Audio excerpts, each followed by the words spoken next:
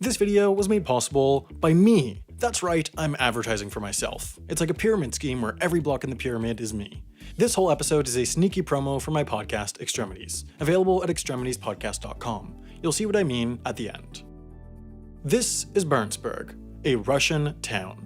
It has Russian stores, Russian schools, Russian money, and Russian people who speak, you guessed it, Russian. I want to be clear, this town doesn't just have a lot of Russians in it. It isn't like a Russian equivalent of Chinatown. It is an entirely Russian town, entirely owned by the Russian government. It's as Russian as Vladimir Putin drinking vodka out of a Matryoshka doll. So why then, you have to wonder, is this Russian town in Norway? This is Norway, home to, Norwegians? Now, that cool electric guitar-shaped area down there is probably what you normally think of when you think of Norway. And you might be wondering, what's up with that weird jagged island up at the top that you also highlighted? Is that also part of Norway? Did you make a mistake? Of course not. As I'm sure you know, every part of every HI video ever is totally 100% accurate, always no exceptions. That area up there is also part of Norway. It's called Svalbard, and that's where Barentsburg is. Right here.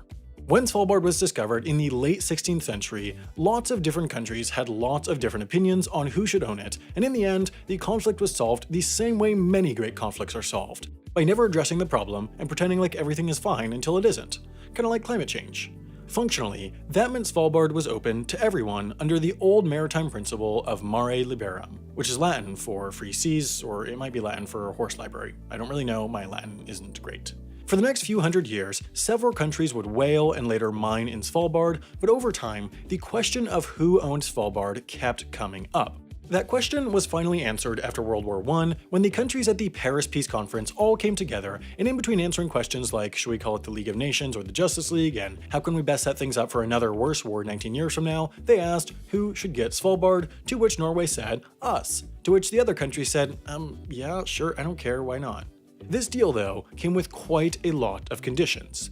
Norway would be allowed to own Svalbard and enforce Norwegian laws, but any country that was party to the treaty was allowed to set up shop and use Svalbard's natural resources. Also, any citizen of any country party to the treaty had to be allowed to come to Svalbard anytime they wanted and stay as long as they wanted, no visa required. Later, Norway expanded this privilege to everyone, even if they weren't from a country that signed the treaty, making Svalbard the only place in the world, apart from MasterCard's HQ, that's completely visa-free.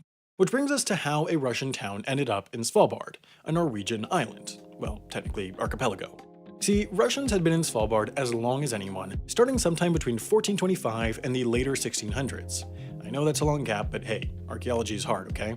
Anyway, starting somewhere in that time, a group of Russian hunter-trappers called the Pomorye had been traversing between northern Russia and Svalbard to do what hunter-trappers do best. Play Pictionary. No, sorry, I misread that. They hunted and trapped.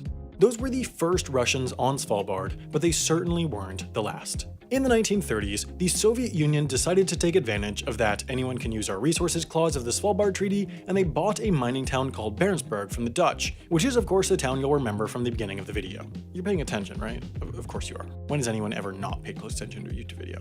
Because they were party to the Svalbard Treaty, the Soviet Union was allowed to have a mining settlement in Svalbard, and because Svalbard was visa-free, the Russian citizens could live on Svalbard as long as they wanted, which is how we got a fully fledged Russian town right smack in the middle of Norwegian territory. The Soviet Union knew that because Svalbard was visa-free, anyone might come and see their town, and so they purposely engineered it to be an example of communism's supposed success.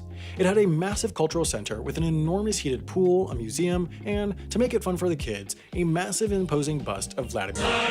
At its peak, over 1,500 people lived in Barentsburg. But as the people at MoviePass can tell you, success doesn't always last. Most of the funding for Barentsburg had to come from the Soviet mainland, because despite the fact that Russians had been doing it for over 90 years, mining in Barentsburg had never once been profitable. Once the Soviet Union fell, there was less need for a Soviet utopia in Norway, so funding decreased and the town began to struggle to stay afloat. Since then, the Russian government has been giving it just enough money to survive, not because they need coal, but because Barentsburg sits in the middle of key sea routes that connect Russia to Western Europe and North America, but it's still only scraping by. Now, with only about 400 people left, Barentsburg has attempted to pivot to tourism, but with little success. There have, though, been some tourists in the past year, including someone named me, when I visited in order to make the second season of my podcast, Extremities. Extremities Season 2 is out and is available at extremitiespodcast.com and on all of these podcast clients. It's a show about how and why people live in the most remote and extreme settlements on Earth, and Season 2 is all about Svalbard. The episode we released today talks about Barentsburg and the Russian occupation of Svalbard in much more depth and detail. Plus, in the other episodes of the podcast, I talk about a ton of fascinating things I didn't even get to mention in this video. Polar bear attacks, bank heists, the northernmost hospital in the world, a massive seed vault that some consider to be the most important building on Earth, a secret World War II operation to keep Svalbard out of Nazi hands, and so much more. To get the whole story, make sure to start at episode 1, which, once again, is available at extremitiespodcast.com. Now get out of here and listen to my podcast, damn it.